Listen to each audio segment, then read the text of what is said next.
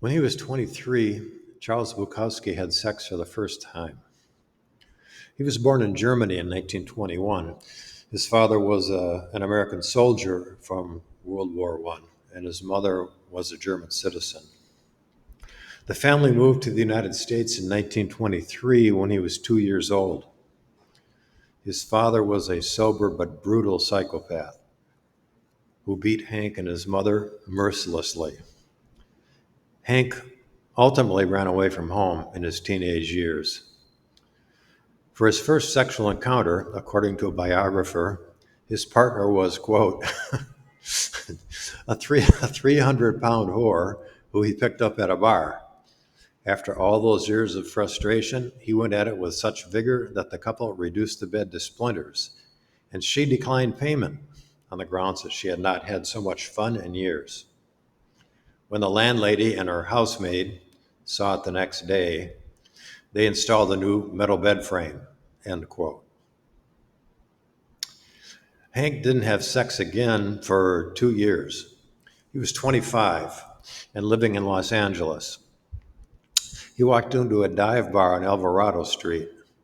That's the only type of bar he ever frequented. And he noticed that there were a lot of men sitting along the bar. But there was also a woman there with the seat next to her empty. He asked the bartender, "What's with her?" And the bartender told him, "Well, she's pretty strange. Sometimes she'll just up and smash the guy sitting next to her in the face with her glass." Hank responded, "Apparently my kind of gal." So he went over and sat down and bought her a drink. Her name was Jane, and she was 10 years older than he. They remained lovers for several years after that.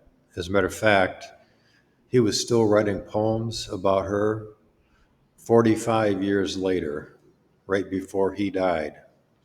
Somehow he never got Jane out of his mind. This is one of the many poems that he wrote about Jane over the years. It's called "My First Affair with That Older Woman."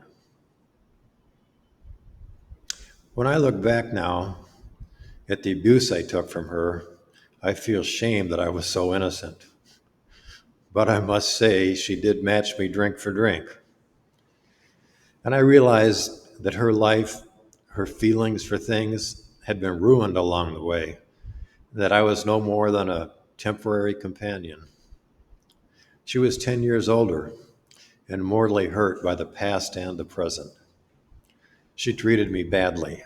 Desertion, other men. She brought me immense pain continually. She lied. She stole.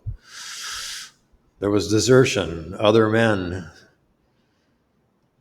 Yet we had our moments, and our little soap opera ended with her in a coma in the hospital. And I sat at her bed for hours talking to her. And then she opened her eyes and saw me. "I knew it would be you," she said. Then she closed her eyes. The next day she was dead. I drank alone for 2 years after that.